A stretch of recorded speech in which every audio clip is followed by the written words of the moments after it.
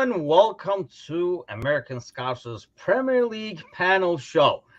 You guys just missed an awesome right before pre-match conversation over there. So based on that conversation, get ready for some craziness today. There's five of us, pretty much a full panel. Alan is not here, which is good because we don't have to hear about Arsenal being top and all that kind of stuff. So while he's away, so we can talk in peace and not talk about Lego Head. But a lot to get to. Shay is here with Villa. He's a happy man. Sully is actually with Newcastle, but he's a happy man as well, wearing a Villa jersey. Alex with Fulham, you can thank us for opening your goal drought, by the way. And Jake with Tottenham, better known as Hooper's second team. Okay, so let's get to a lot of stuff to get to. Obviously, almost like two sets of games. And Alan says his name is Alan. So there you go. So two sets of games. Let's get started right away because obviously we have to cover almost like two match weeks. I know Newcastle and Tottenham have not played yet this week. Your guys' games are coming up tomorrow. Let's start with you, Shay. The first week, like match week 14, this past weekend over here, anything that caught your eye? Let's start with the surprises first, and then we'll kind of like hit game by game real quick. Yeah, for sure. Honestly, Burnley putting up 5 against Sheffield. We're in the pits there for a second. And they know that their time was not almost up because Everton getting the deduction. But I also say Everton getting that win, it's massive. Yeah. We all talked about this a couple weeks ago, saying how much they're going to get deducted. But here they are. They're probably going to scrape by with Ginger Mourinho at the helm. So we'll see what happens. That was a huge 3 points for Everton. Sully, what do you have? Well, obviously the boys did what they needed to do this week. Chaos this weekend. Absolute chaos this weekend. Newcastle obviously looked outstanding, but Everton did what they needed to do. Can't believe Chelsea won that game. I feel like again we're going to talk about refereeing big time in a couple of games this weekend. But yeah, great weekend overall. Yeah, we're going to end the show. I'm going to ask Jake a question, and right when he's answering, I'm just going to cut the show off and just finish it off. Jake. Nice. Jake, what caught your eye from like the weekend scores before we hit game by game over here? I think Bournemouth are well to get a point and looked pretty good, and they're keeping a good distance from the relegation zone. I think that's a big result from them. Yeah, and I think they got another great score today too, but I don't want to get ahead of ourselves. Alex, I know we have a lot to talk about our game there, but for the week as a whole, what do you have? Yeah, I think the Chelsea result is pretty surprising. That's the kind of match that they would fold. Like that, the team that we've been talking about is kind of weak mentally, and it doesn't have a lot of kind of mental stamina there. And so that's the match that you pick up a red card. It's very easy to see them losing that. So it's kind of a little bit of a shock that they hang on. Yeah, I mean, I thought Everton, I did not expect that, to be honest with you. I thought Forest at home would take care of business, but it just kind of shows that, Shandash can get that team lined up to defend and then squeak a goal in and get some points. And I know it's going to be tight over there, especially like Sheffield's now changing managers and stuff like that. We'll see what that new manager smell, how long that lasts and stuff like that. But okay, let's start with the games. Let's go one by one real quick. Brentford 3, Luton Town 1. I mean, Luton, I think, is kind of showing that they're dangerous at home, right? Against Arsenal, we saw that yesterday. But away, they're kind of miserable. Arsenal 2, Wolves 1. Want to get your guys' take on that one. I didn't get to see that game at all. I don't know if any of you guys were able to watch it, but does that show? I mean, I guess you can kind of like tie this up with like their Luton game as well. But Shay, do you take that as a title contender squeaking in 3 points even when they do not play well, or do you take it as chinks in the armor that's gonna eventually you can bounce once, bounce twice, and it's gonna come back to haunt you? Honestly, I was talking to my friend today. It's almost similar to how Leicester City was able to come back and win. They're going to mess around in a few games, but they ended up pulling it out. Same with the Luton Town game yesterday. I thought they were beat. They get the last second scrape by to get the full points. I think with the City losing today, Arsenal and Arteta are probably going to tighten it up a little bit more. So they can't keep having these games where they look really good in the first half and then second half they fall asleep. So we'll probably end up tightening. I know you guys were having a great conversation with Alan on Discord about like the game.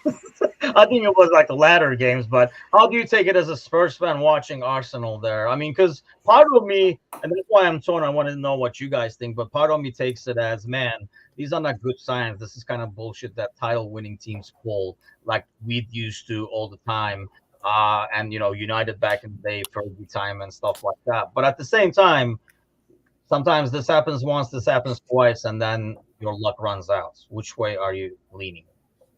Yeah, you can look at it two ways, like you're saying. You could look at it like the Leicester City year, where they had a bunch of 1-0 victories and a lot of tight games, and they just pulled it out at the end, and that's the difference between getting all 3 points and winning the title. But then you look at last year, Arsenal. That Luton Town game kind of reminds me of the Bournemouth at home 3-2, where they came back and had a last-minute winner against a team that they should just be, putting in the dust in the first half. So I don't know. I think it's kind of eerie looking at it from last year to this year. The similarities, they have the gap on City, and I think it's just going to be even sweeter the second time around when they blow it. That's another thing. We'll talk about the standings as of now. I just already see some crazy talk on social media, but that's what social media is for, a lot of crazy talk. Sully, which way are you leaning on that one, on the Arsenal recent results? The way I look at it is good teams win games. Never apologize for a win. I mean, it's 3 points. 3 points is 3 points. Good teams are going to figure out ways to win games. I don't think, though, it shows that Arsenal is a clear-cut favorite. Yes, they're top of the table right now, but I think this is going to be arguably as tight of a title race as we've seen, especially heading into the January transfer window. I think all these teams are going to reload. I think these teams are going to all address, looking at the table, I could see 1 through 10 being big buyers when it comes to the transfer market. But like I said, never apologize for a win. They got 3 points. Good teams find a way to get 3 points. So just got to be able to maintain it. Yeah, I mean, I'm sure Chelsea is already looking at who Liverpool is interested in, so they can go give an extra like 30-40 million to buy him at the end. Alex, how about you? Which way do you look at it? Arsenal's recent 2 wins. I think I'm more on Sully's end of the spectrum here, but I think the narrative gets written at the end of the year. So if they end up winning the league, then the story becomes, what a scrappy team. Look at all these matches that they fought through and got the 3 points. How impressive.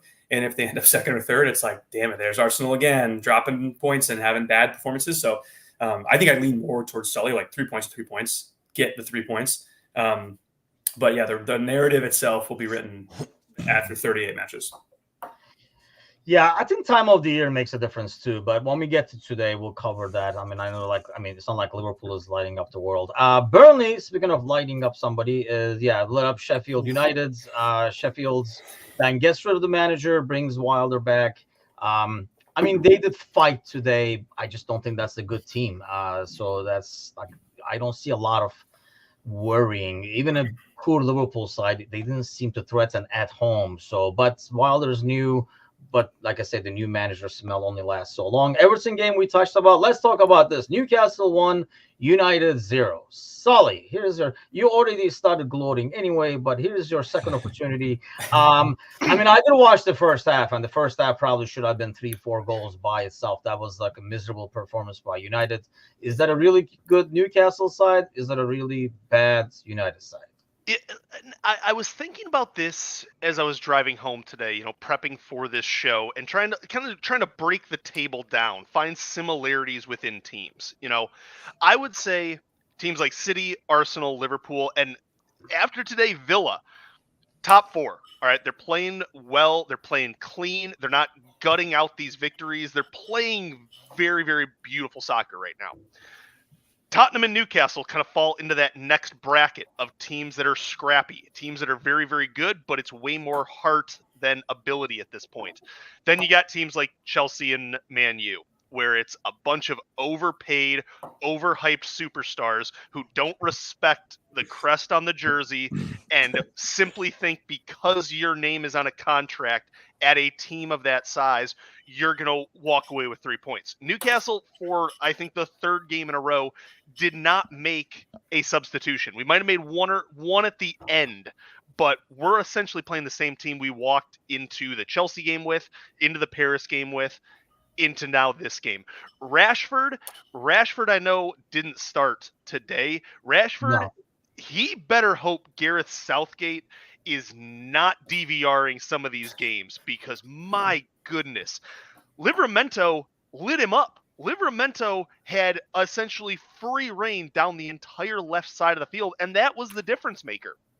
You know, it showed that a lot of pundits don't want to talk about Newcastle, because how many times can you say, oh, this team's got guts, this team's got heart? But that's really all we have going for us right now. We don't have a bench.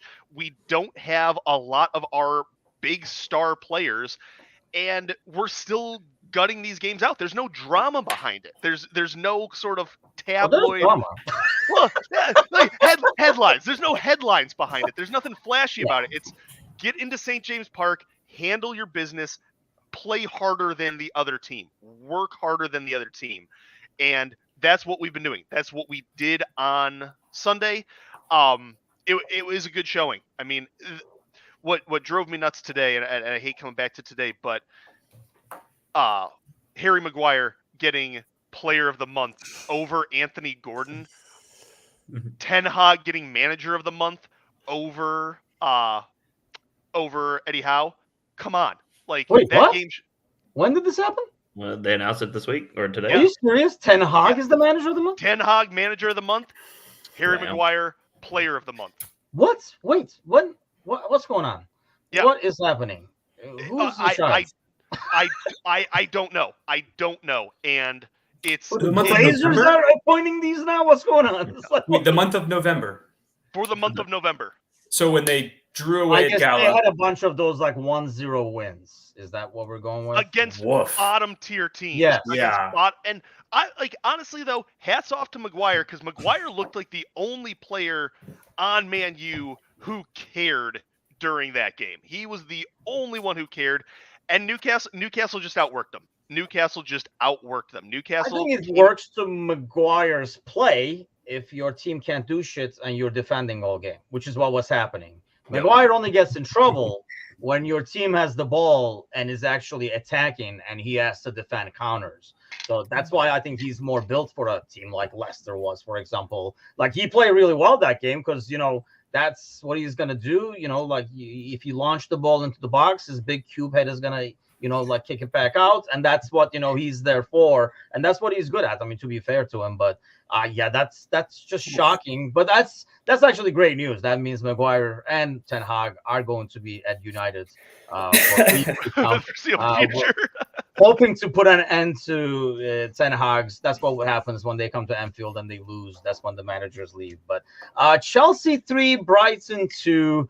Alex, we all know how much you love Chelsea. Yeah. You see that win, right? They squeak out that win, but then you see them today. I mean, I think we talked about this in the past, but is this what we're going to get with both United and Chelsea? One week they're going to be like, are they back? Then the next week is going to be like, they're still not back. Yeah, if you look at the ESPN story for the United Chelsea match today, I can't remember who it was. The quote is, "This is the best match they played all year." I'm like, guys, we just came off, I guess Ten Hag won Manager of the Month in November, so he did something right. But we just came off a stretch that objectively was not up to standards at United. There shouldn't be. Even if he wins Manager of the Month, they beat a kind of truly middling Chelsea team, and now they're back. But I digress on the Chelsea-Brighton. Again, like I said at the beginning, that was one that Chelsea this year and last year would have lost. So it does mean something, especially with the red card. It does mean something that they found a way back in and picked up 3 points. But we've talked about it. Chelsea are not competing for silverware this year. So this is, to put it kindly, it's a consolidation year for them. It feels a theme, right? We do this show. It's like every week. It's like almost changes, Jake. And I think we talked about this in the past. We're like, who's going to go down first? Who will be in top 10? Who won't be in top 10 and stuff? Is this pretty much going to be the narrative rest of the year? Every week it's going to be one looks good, one looks bad. I mean, the way it's going so far, absolutely. I would bet on it continuing like this, and even just this week as a small sample size. One day they do well, the next day the other does bad, and vice versa. So I don't know. I guess we have to talk about Manchester United more now that they're closer to getting in those Champions League and other European spots. Chelsea, I think we can keep them in the back burner for now, unless we're ragging on them, because we love to do so, and it's one of our favorite things. It brings us together. It does unite us, yes. But no, I do think that United without Rashford are actually looking like a pretty good team, at least on an attacking front. If anyone watched the game today, they looked like they were going to score like 5 or 6. Obviously, Well, McTominay's the greatest striker in the world at this point. just put him up top. yeah. Just put him up top. Yeah, just put him up top. You can't play midfield, that's for sure. But yeah, no, I think Chelsea right now should not be part of that conversation in any regard. But Man U, I'd watch out for them. You know, they always seem to pull together. Yeah. I mean, they have the quality. I just don't see them. I mean, they played well today because Rashford was not out there. But that's the problem with that team is there's so much drama in the background. Some people have to play regardless of form and stuff. So you'll probably see Rashford out this week and this weekend. And actually, that's kind of like my surprise pick is I can see Bournemouth, who's in a good run right now, and who's good on the counter, who can score goals, can do something against them. But yeah, I think that's going to be the theme moving forward. Oh, Alex, let's talk about this one. Liverpool 4, Fulham 3, just like a freaking crazy game. I guess Fulham can thank us for opening up the scoring floodgates for you guys because it continued today. What did you make of that game as a Fulham fan? I mean, it's a gut punch to lose ever, and it's a gut punch to lose like that late. But my reaction and the reaction of most Fulham fans that I knew was like, man, this is a really good performance. They played legitimately well, and they got beat by 3 absolute worldies. And Trent's at the end was like still an excellent hit, but the first 3 goals were, I mean, McAllister. There's literally nothing that anybody can do about that. No one is saving that shot. Otarendo's is also an excellent shot. Like, at some point, you just tip your cap, and you're like, this sucks to lose like this. But I've said it before 100 times on this podcast is that like Fulham season is not going to be defined by how many points they pick up or don't pick up at Anfield. It's going to be defined by how many points they pick up at home to Forest and at home to Bournemouth and at home to Luton. So obviously it sucks to come away from that being like, God, we had 3 points at Anfield in the bag. It was right there. And even a point, we had 1 point in the bag. To come away with nothing sucks, but I don't know. You came away positive. And then we followed up with today's performance. You know, and I felt like do you feel like that almost carried over? Like they're like, hey man, we can actually score goals, like build some confidence and just go freaking like ape shit on them today. Yeah, and I think that it started a little bit with Wolves. They Fulham won 3-2, and 2 of those were penalties. So it was not 3 open goals, 3 replaced from goals from play. But then to score 3 against Liverpool, they were pretty good, well worked. They looked good. They attacked. They went for it, and then again to lose sucks. But it was a good. I thought it was a good performance, and I think most Fulham fans are in that same boat. Of again, Raul goal was fantastic today, or the one he scored today was very, very good. Yeah. Oh, really? I didn't see the highlights. The defender and then backheeled it in. Yeah, it was stupid today. It was ridiculous. And Raul had 2 today. Raul had 2. Iwobi had 2. Tom Kearney had it was just. It's fun for them to see them score again. That game, like the Liverpool Fulham game, had some crazy. That McAllister goal is one of those when he's kicking it, you're like, bro, and then you're like, holy shit! Like when it goes in, I mean, just like because you don't really want your guy taking a shot from there that awkward. I mean, on a bounce and everything like that too. Some crazy goal. I honestly felt like, and I was saying this on our podcast, I just felt like Fulham was almost like too naive. And like just kept playing, and that's like a Marco Silva thing, I think, right? Like you just keep playing, as opposed to most teams would get into that situation probably and really park the bus and maybe get a point out of it. It just felt like they were like, this is what I got us to 3-2, so we keep going, and then it did take some moments of brilliance though in pretty much all 4 goals to win them, but. I mean, goes back to, what we were saying about Arsenal. You can look at it 2 ways. You can say, hey, man, Liverpool, the deep back line and stuff.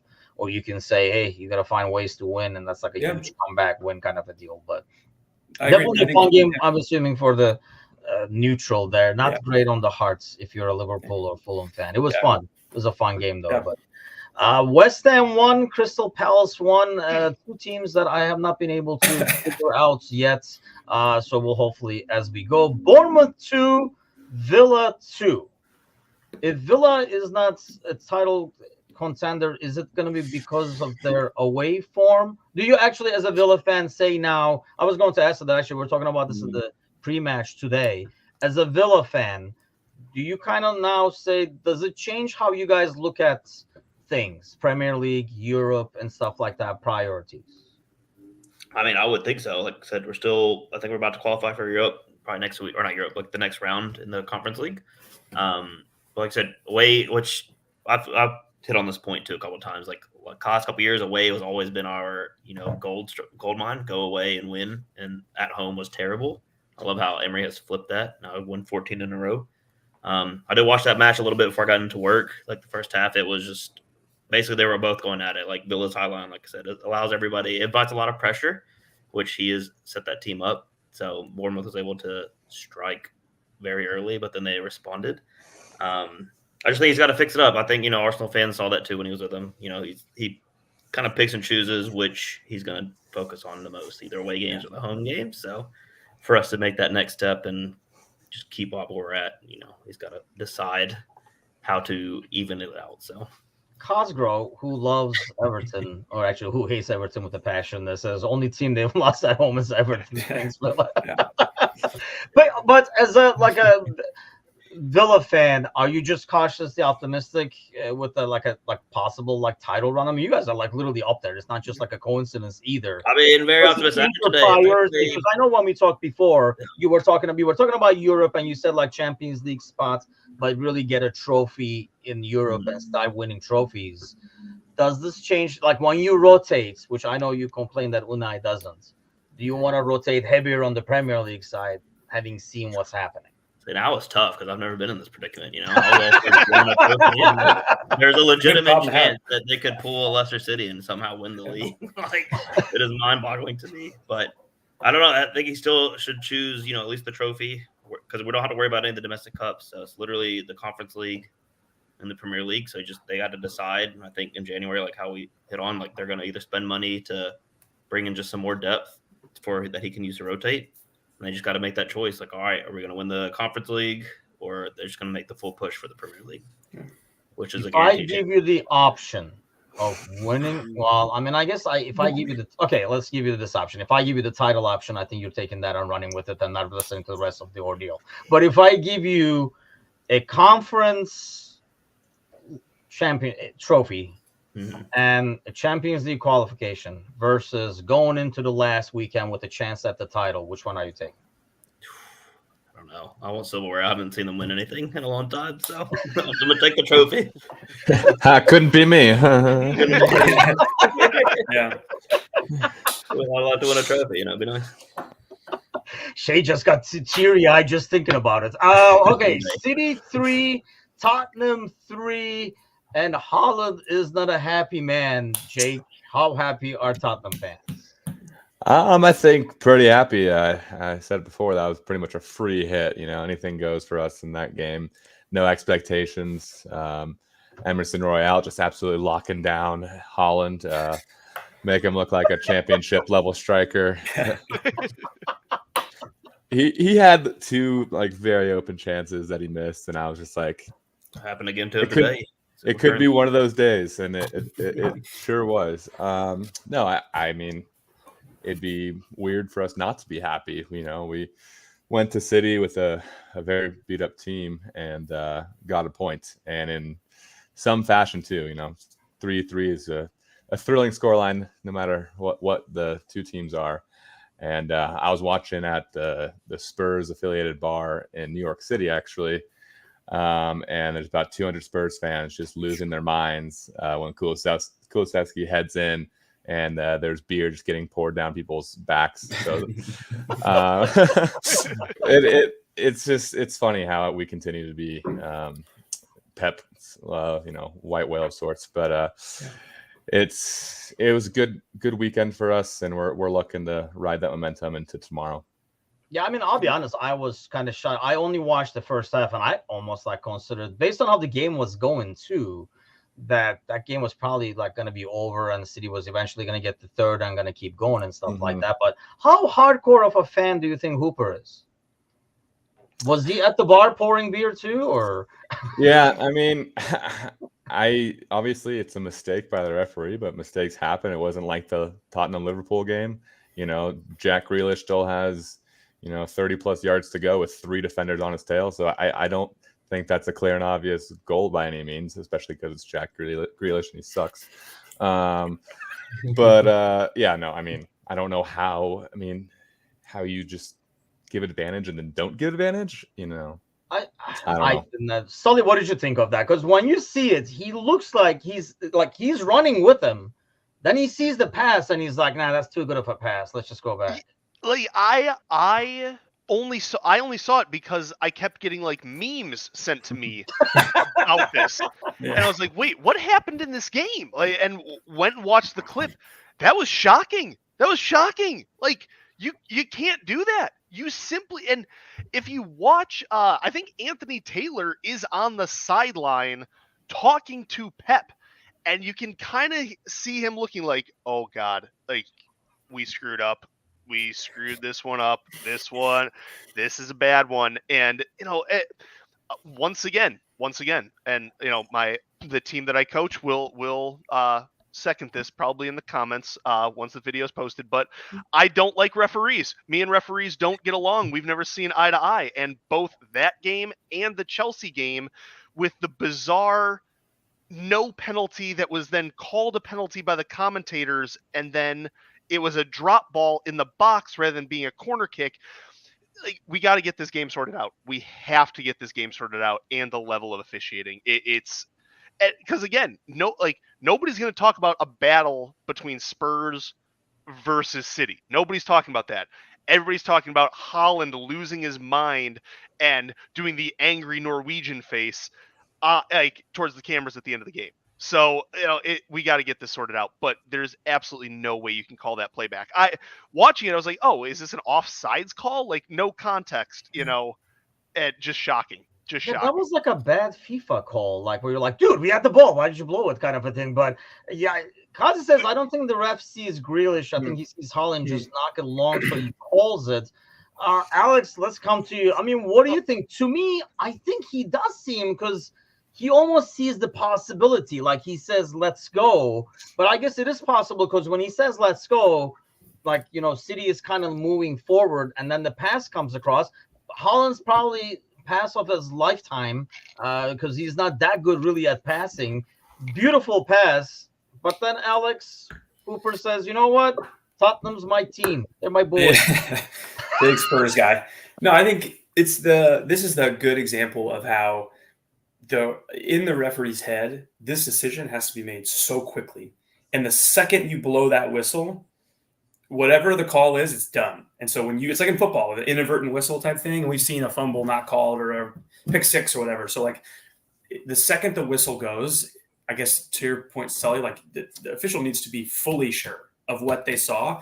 And then to your point about Anthony Taylor, whoever it was on the touchline there, like that grinds my gears every single time I see it, is when the referee on the field makes a call and you can see the fourth official like commiserating with one of the managers. I'm like, dude, what are you? You can't be just cozying up to a manager and being like, "Yeah, that was pretty shit, huh?" Like, yeah, like they obviously have favorites that they do that too. That's ridiculous.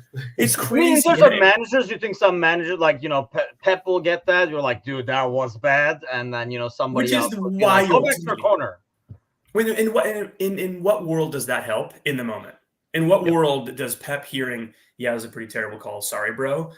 What world does that calm things down and make things better? And then second with Tyndall would have strangled him. Tyndall would have just thrown hands right there. Yeah, well, Hal would have been hanging out talking to the players, and Tyndall would have come up and handle our business. That's the problem. Is once you make the call like that, you need to be fully certain. And with replay and with VAR, with everything, there is no certainty anymore. Everything is parsed out, and this one looked like a pretty egregious example. Though I won't disagree with that. And especially at this time of day, Shay, where, we don't even raise the flag for 30 seconds at risk of injury and let people play. Yeah. And I do understand the inadvertent whistle thing, because that's the same thing I was thinking of initially. But when I heard about it, kind of like Sully, I heard about it so much, I had to find it on YouTube and watch it kind of thing. Yeah, so I was trying to pull up and just see, but like Sully said, dude, I keep touching I talk about this every time I'm on here. I don't understand how they can't get this figured out. It's a multi-billion-dollar sports league, and they cannot figure this shit out. It was almost like always something.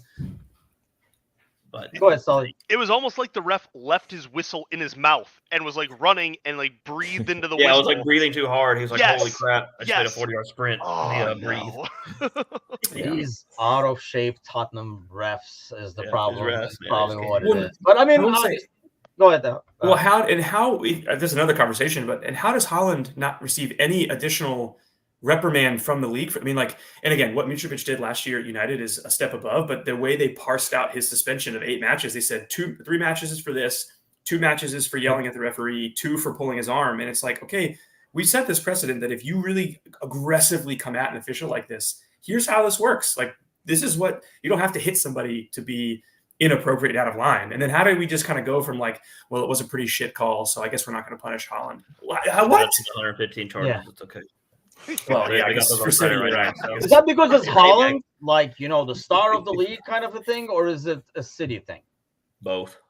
Or is it an acknowledgement of like, we don't, it's like double jeopardy. We're not going to, we punished you with a bad call, and then we're going to punish you again because you complained about it. And I understand that a little bit, but it is what it is. If you get in an official's face like that. Well, if he didn't have a yellow, he should at least gotten the yellow for it. Like, I mean, Yeah. you can't have dissent. That's literally in the walls. So, Yeah. But Yeah, that's just What do I way know? above and Yeah. over dissent. But obviously, Yeah. Jake, you guys are going to, decisions, gonna run with it. But where do you sit with Spurs right now? Obviously, you guys have a game tomorrow, but I mean, the team is still putting up a fight despite injuries and stuff like that. But do you start to look over your shoulder like United, Newcastle, and stuff like that? Is this going to be tough, or you feel like just as scheduled?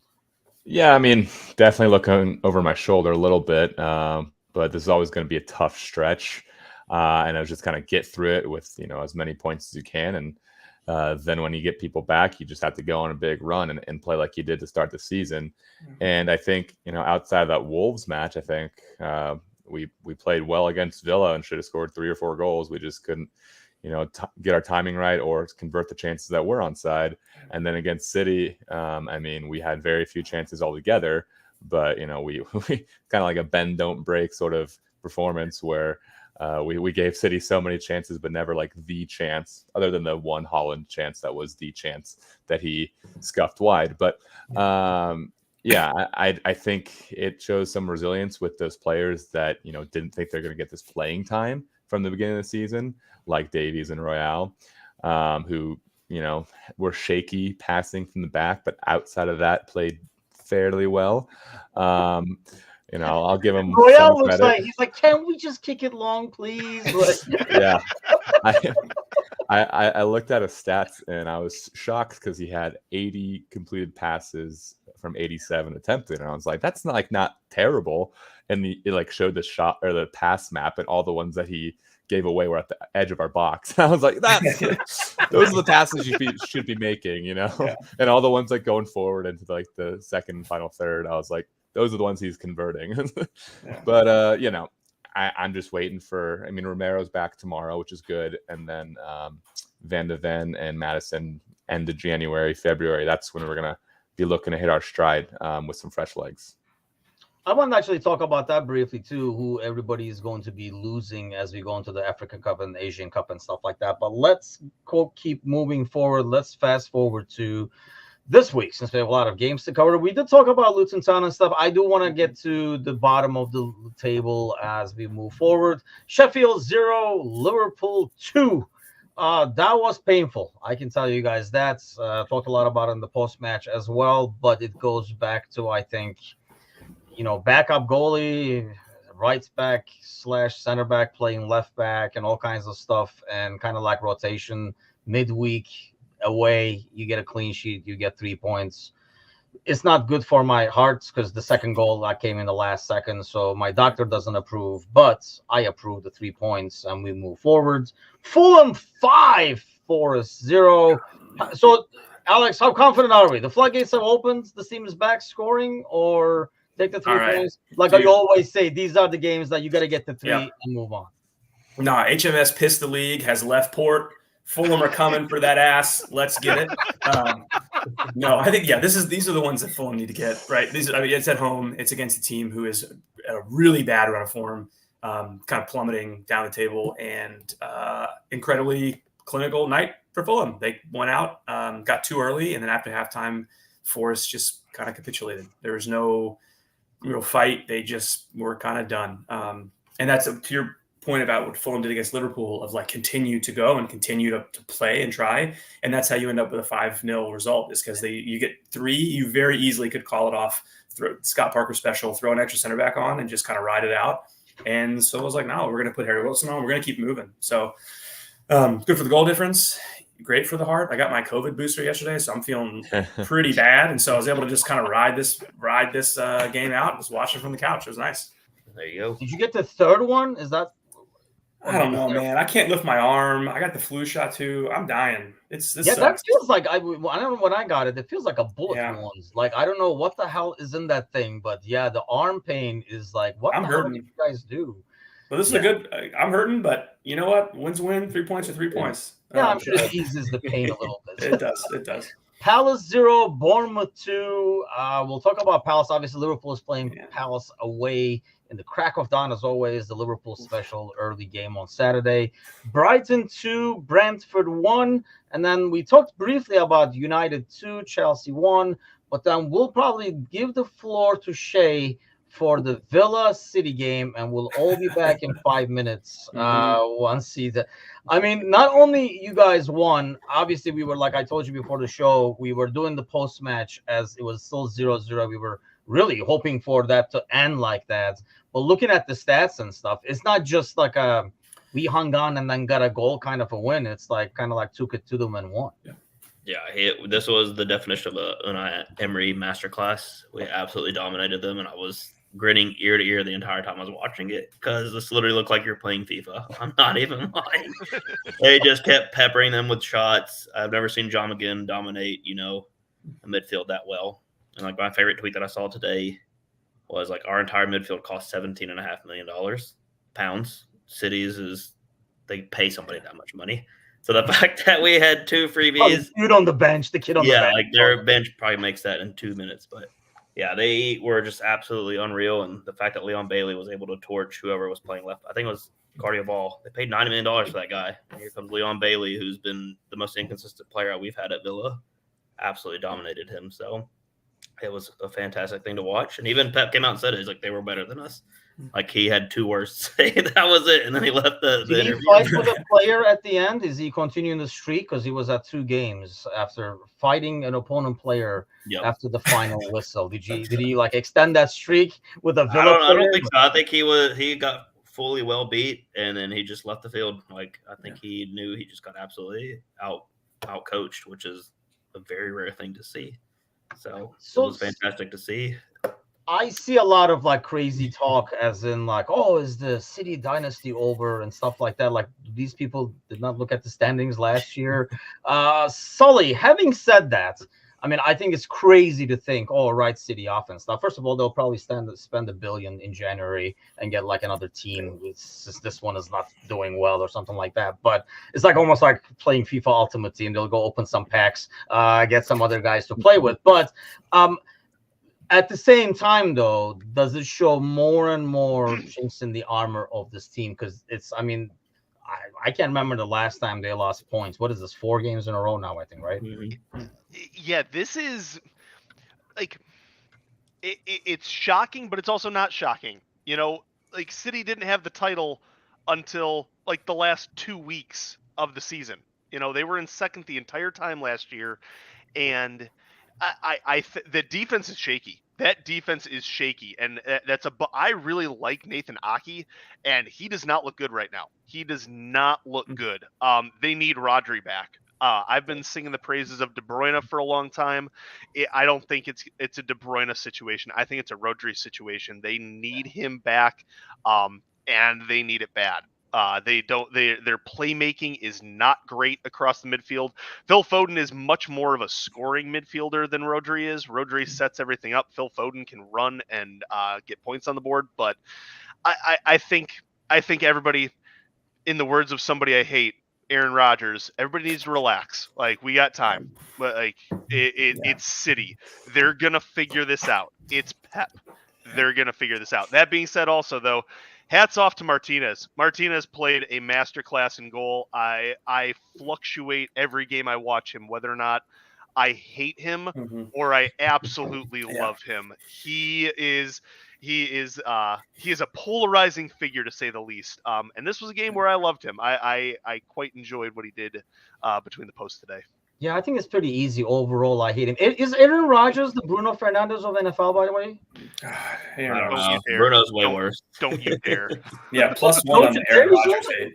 He's pretty close, isn't he? Like I don't see a lot of. Even the Packers fans hate the guy. Bruno never tries to be a pseudo philosopher and do ayahuasca out in the jungle by himself. So, you know what? Yeah. Okay, so let me ask you this, Sully, because last week when we were on, you were leaning towards City out of those three teams that we talked about, like a three-header race and stuff like that. Are you still on that, or has these last 4 days kind of been like, maybe not? I mean, I think I still stand with City. I think City still stands the best chance. I think they're the best roster. I think they have the best manager. I think it's a roster that's only going to get better when it comes to January. So we'll see. And we'll see if Pep decides he wants to focus on something rather than, trying to split time between Champions League and the Prem. We don't know if Pep's going to be there next season. So does he want to go out with one last Prem title, or does he want to go out with another Champions League? I think it's going to come. They're not going to be able to go for a treble again. They're just not. They're not going to probably even be able to go for a double, but it all depends on what Pep wants to do in terms of the trophies he's going to add at City, I think. Yeah, I mean, I don't know. You look at the starting 11 today. I mean, we're talking about with Shea like before we went on air here. And you look at the bench and stuff. I'm not even sure if they have the best depth right now. Maybe it's because like De Bruyne is not there and stuff like that. But Jake, I know you were on the City, leaning towards City as well. Has the last week, 4 or 5 days over here changed your mind? Well, I said this on my podcast earlier this week, and I'll only say it here because Alan's not here. And afterwards, it will have to be redacted. And no one can speak of it. You don't even have to say it anymore. Then we kind of can tell. We'll save you the clip. Yeah, but that one team looks a little better than the other team, and that's all I'll say. And City don't look like the team they were last season, and I don't know. I don't want it to happen, but it definitely could. Okay, so I'm asking this out of one. I'm sure it's not Alan's team, because we just don't want Alan gloating. But as a Spurs fan, because I'm really wondering this, like, which one would you pick? That is not an option. Out of those three teams that are on the top three right now, if one of them is going to win the title, which one can you guys live with? I mean, I my answer is obvious, but that's why I want to get your guys' take. I mean, I'd pick any other of the 19 teams, That's the truth of it. So obviously, just anyone, Villa, anyone but City, Alan, whatever. Yeah, go for it. Yeah, West Ham. I don't care. Who are you? Alex, who are you picking? And who are you picking? Let's put it that way first, and then who would you rather? I guess. Yeah, I think I'm going to stick with City. I think wasn't on last week to make that pick, but so it's convenient that I'm here now. But I still think City. I think January will be informative on what their intentions are, like you're talking about, Sally, like where they strengthen, because they're going to strengthen. They're going to throw hundreds of millions of dollars or pounds of this. So where do they strengthen?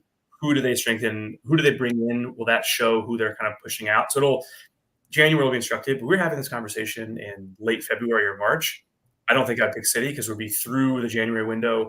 We'd be humming towards the end of the year. And so if they were still looking like this, I think I'd move on. But with that January window looming, I think still City. And fully Villa. Are you kidding me? How exciting would that be? Again, from a non-based team form, I don't give a shit about Villa.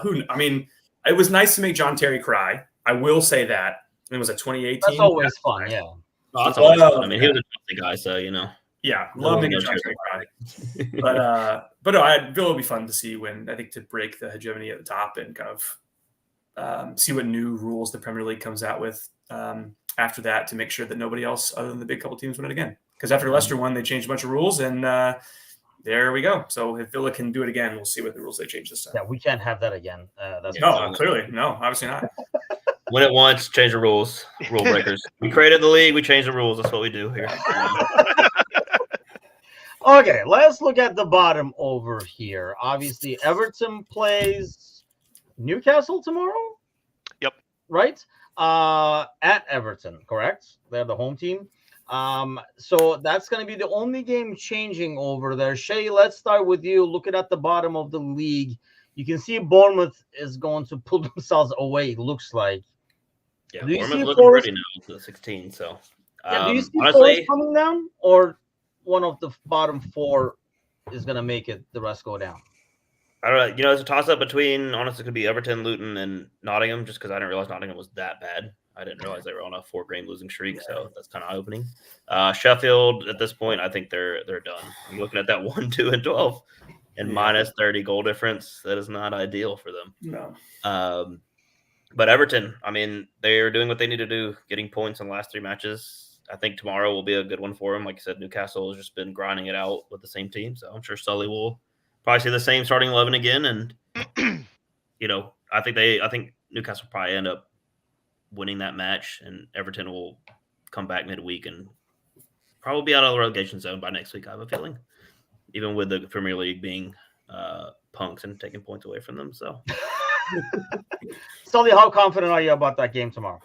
I think the game tomorrow depends on 2 things. Dubrovka, how can he step in? Pope's gone for the next probably 6 months. I know they're calling 4 months 6 today. months, really? I think it's going to be 6 months. what do you do? He dislocated his shoulder. Second time in 2 years, I think it's happened. He's going to need surgery.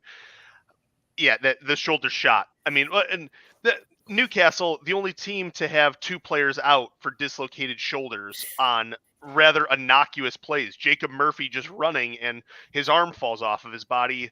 Nick Pope dives to make a save that Cher blocks and falls on it weird, and so he's done. So we got to call up Big Marty. We'll see what he has to do. I just really hope we don't get to Karius. I really hope it doesn't come to that. What? Eventually. How dare you? I watched that Champions League final. I still have visions of that Champions League final. That was something special. Man, that poor bastard. I mean, honestly, that season, obviously we were there, right? So he did a good season.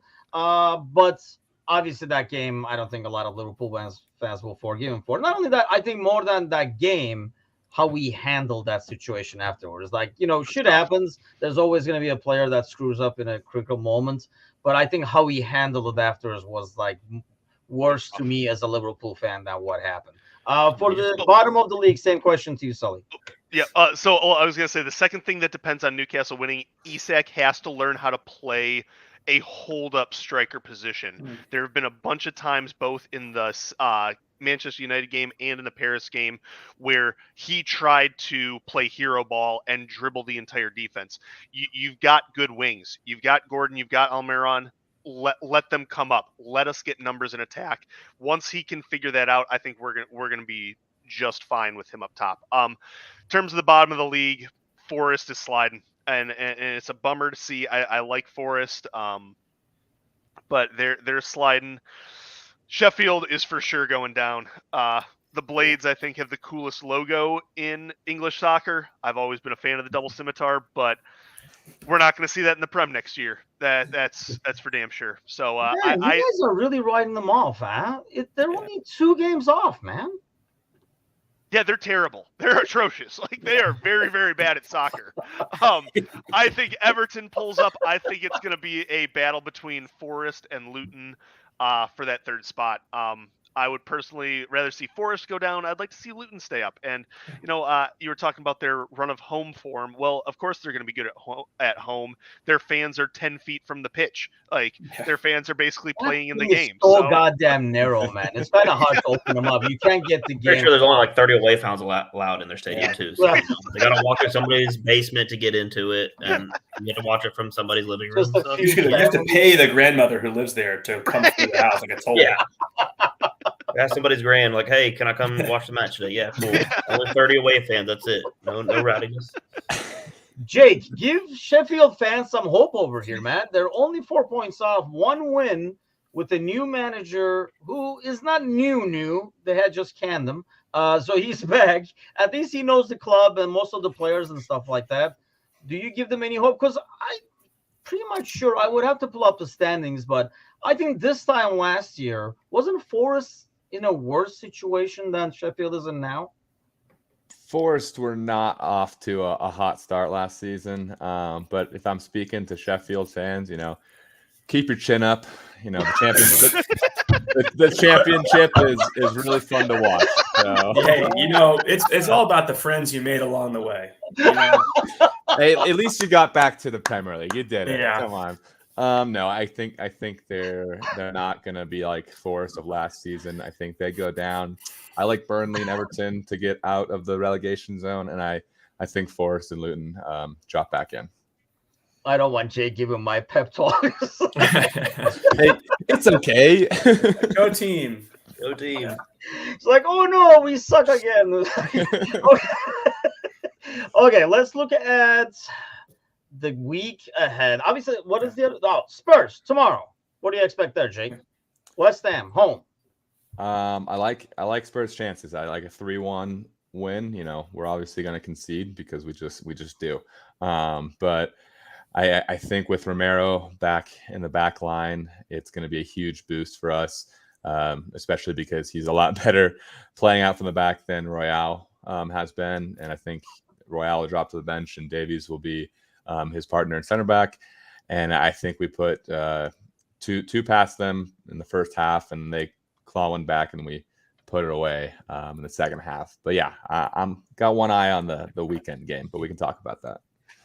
Yes, let's talk about that. Let's get to the weekend over here. Match week coming up. Palace Liverpool, crack of dawn, first game. I don't know. Like I always say, I worry as a lifestyle, so I worry about this one as well. I know Palace is not good, but I don't know. Like we did not look that good today, but you got to be able to win these tough away games. And I feel like we get this win, then these guys get some rest because we're already qualified to the next rounds in the Europa, so everybody can rest. We can let the kids play and stuff like that and get ready for United. But I'm hoping for a win. I don't know if you anybody have Crystal Palace as their upset special? Because I'm going to get you off air.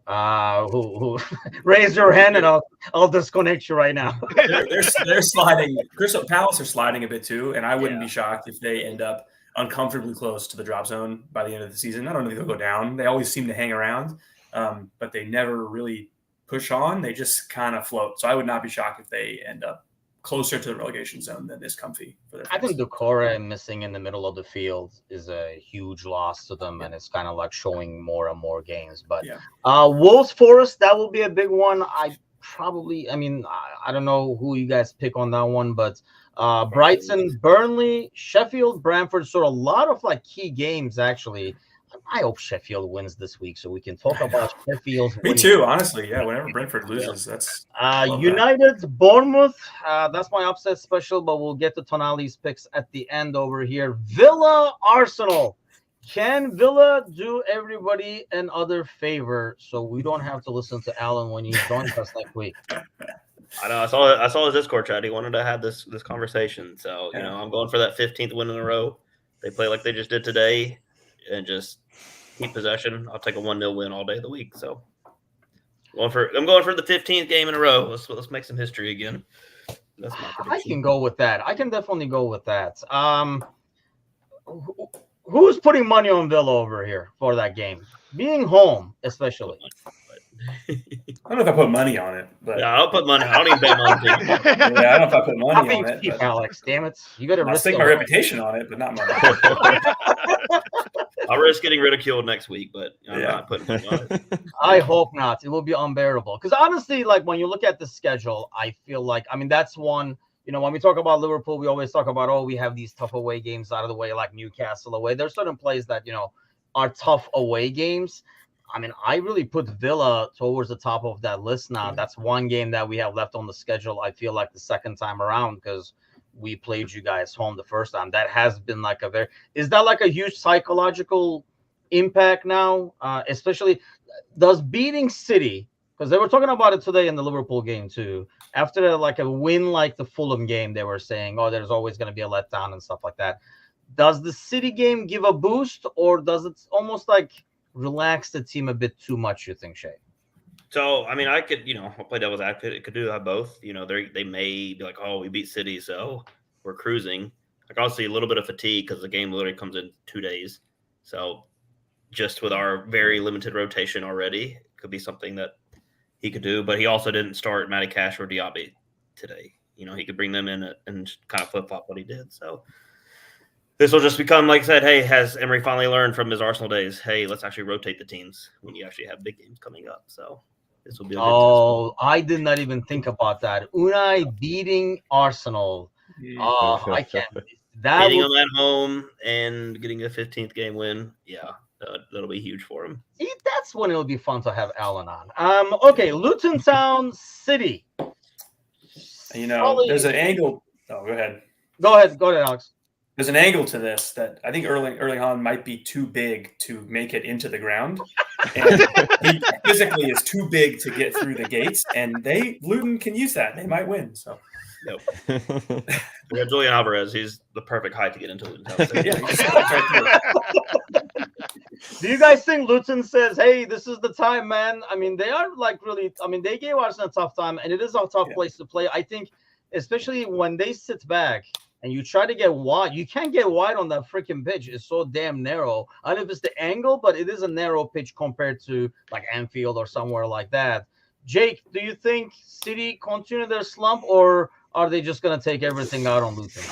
I think this is the perfect bounce back game for them. Yeah. And it might get ugly if they score early. I can see that too. Yeah, I can see. And then, because I am sure they're hearing all this talk. Everybody was already on there are already like 100 articles about like, is the dynasty over? And it's like, come on. Fulham, West Ham. These are your kind of games there, right? Love it. Yeah, these are the ones that you come away super stoked or really just angry at the world. I don't know. West Ham are one of these teams that are just kind of floating there, and you don't really hear about them much. I'm hoping Tottenham can kind of do a number tomorrow on them, and then because I think Spurs play West Ham tomorrow, right? Yeah, so hopefully Spurs can pull one over and just kind of demoralize them fully, and then they come into Craven Cottage and 2-0 or 3-1 would be nice, but I'll take any 3 points I can get. So this is I can say this is the kind of one that you hope Fulham can come away with for full points. Yeah, my money is on the Tonali money. My Tonali cash goes to Fulham probably on that one. But okay, Everton, Chelsea. Do we get the evil twin of Chelsea? Do we get the good twin? What do you guys expect to see there? Because that's like an interesting game, both for Everton and every Chelsea game is like it's like a good reality show. Like you just turn it on every time to see what's going to happen. I don't think it's even like a good or evil or a good twin and an evil twin. It's just like they put a mustache on, like comical fake mustaches. Like they're one with the glasses and the nose. Yeah, seriously. Like, who is this? Yeah. I'd say this is an upset special right here. That's I think Everton could be hungry, and I think Chelsea, especially coming off this loss to Man U today, that could be rough. And we talk about this, but Everton, if you look at it, they'd only be 2 points behind Chelsea in the table without the penalty. So I know Everton are in the drop zone and like that demoralizes the team or whatever, but like they'd be right up there with Chelsea. This would be considered a much more even match without the points deduction. So, or I don't know, like how do we say that? Do we say like they would be right up there with Chelsea, or are we saying like Chelsea would be right down there with them?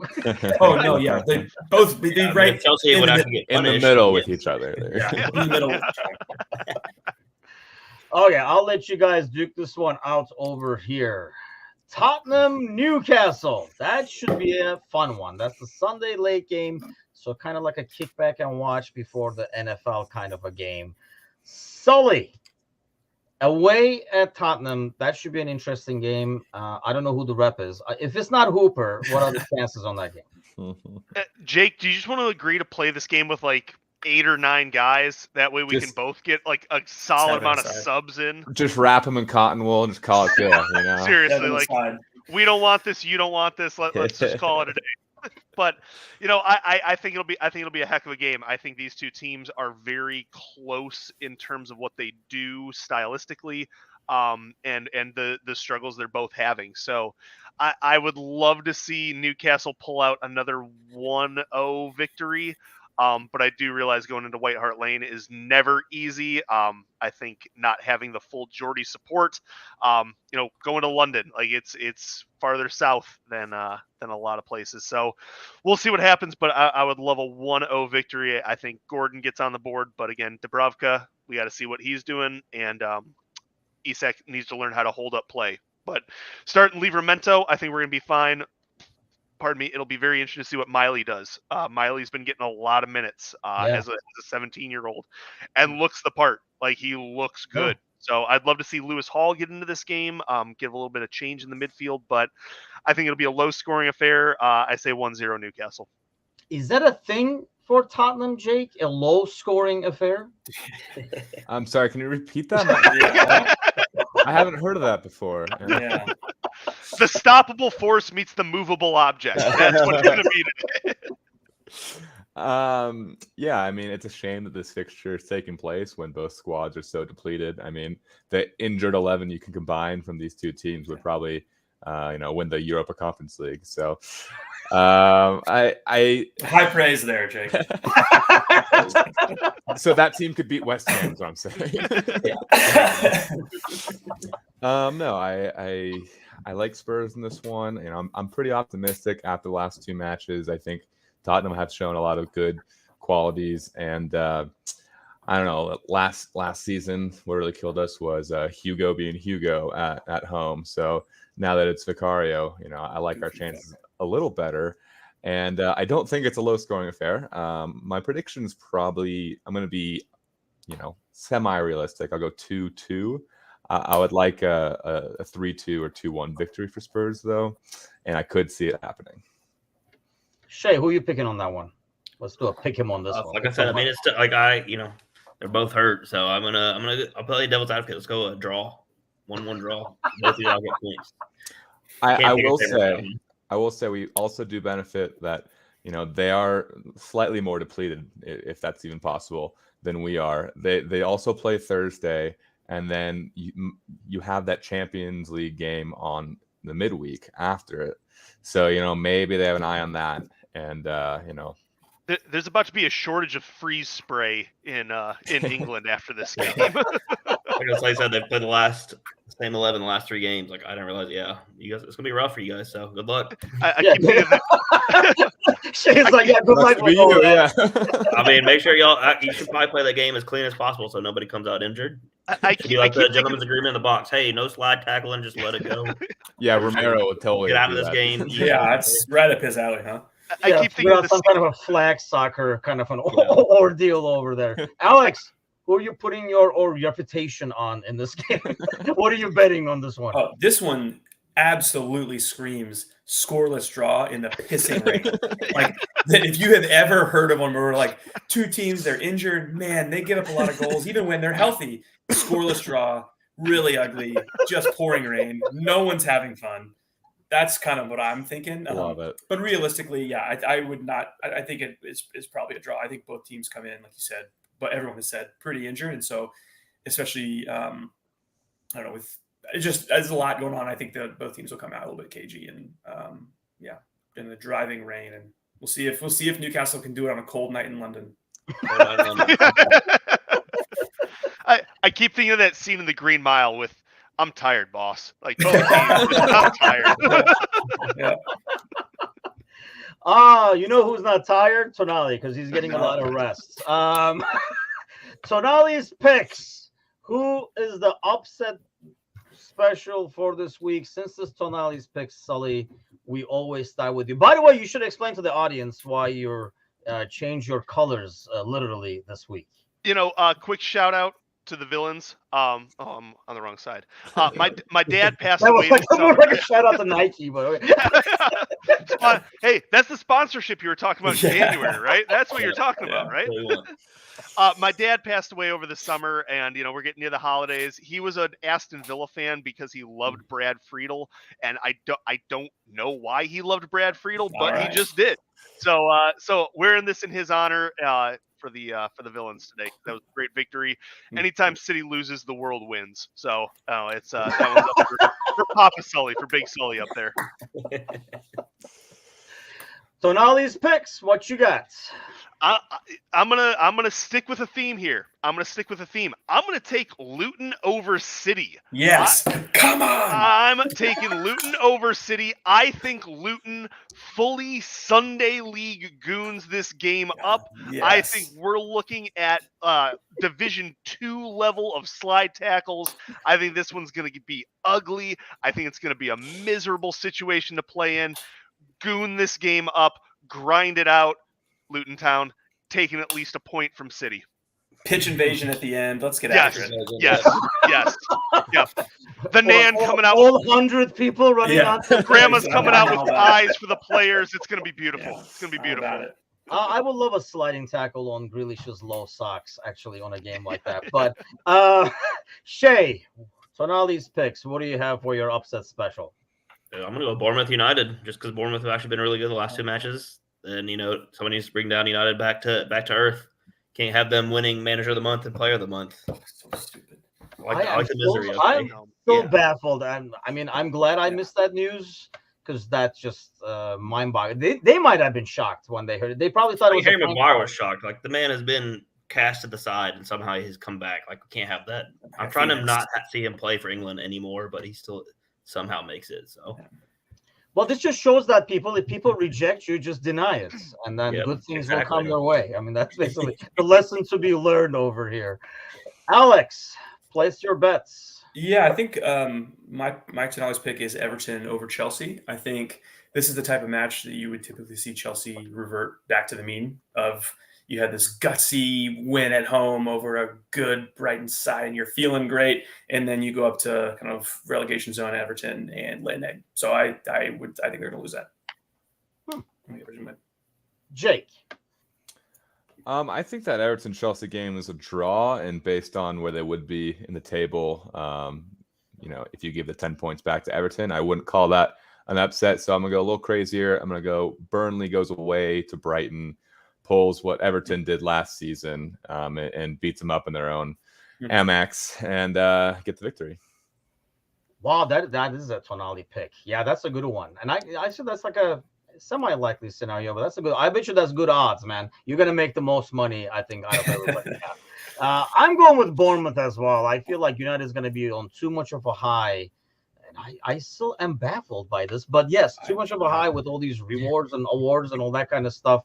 And the Chelsea win, I think Bournemouth will get goals against them, and United does not get easy goals. So I am going with Bournemouth as well. So before we go, I know we're well over an hour already, but I already teased it, so I might as well talk about this a little bit. Winter. We'll talk about the January window, obviously, but the African Cup, Asian Cup, let's go around over here. Obviously, we are going to lose Mo, which is like the biggest concern. Endo, I guess we're about to find out if that's a big concern, because he did play well today, and that might be the answer that we already have to number 6. But obviously, Mo is going to be the big loss. Hopefully, Jota will be back by then. But Shay, who are you guys losing? How big of a concern are these tournaments? For us, nobody. It's literally Bertrand Traore. He hasn't played in 2 years, so it does not affect us at all. So we are A-okay. More winter cups, please. Yeah. Yep. Sully, who are you guys losing? We're losing 0 players as well. Eddie Howe, I was looking at our lineup for the Man U game, and we had, I think, 13 Englishmen on the bench, or between the starting lineup and the bench. So we're losing nobody. We're keeping the team intact. Must be nice being you guys. Jake? Checks notes. Heung-min Son and Basuma. which Mali's not good, so hopefully they get out in the group stage. And then Papsar, who's been actually very decent this season. Yeah. And we're very thin in midfield, so that's a bummer. So with injuries and them, we'll be out Madison and Bentancur as well. So it'll be Oliver Skip and Pierre-Emile Højbjerg, holding down the midfield. So big fan of his actually. It's a player I would not mind having in Liverpool, almost like a Milner, just come in at the end, put in a couple of tackles, put in a solid shift, do some defending, take a cracker shot from far away. It's I don't like playing against that dude, that's for sure. Alex, who are you guys losing? Two guys who've out to come on this year and really turn it on is Calvin Bassey at center back and Alex Iwobi, who had a brace today, who's playing really well. So that's a real bummer. I think there's coverage at the back with Tim Ream and Tosin Adebayo's back. It's a Diop, I think, is still out, but so those two will hurt. Fode Ballatore is he plays for Senegal. I don't know if he's going to get called into the team, but he came in for a cameo today when they were up 5-0. So that one's not going to hurt too bad. But Bassey and Iwobi especially is a miss. Yeah, the other thing that's going to put a lot of twists in this title race. I mean, this month is huge.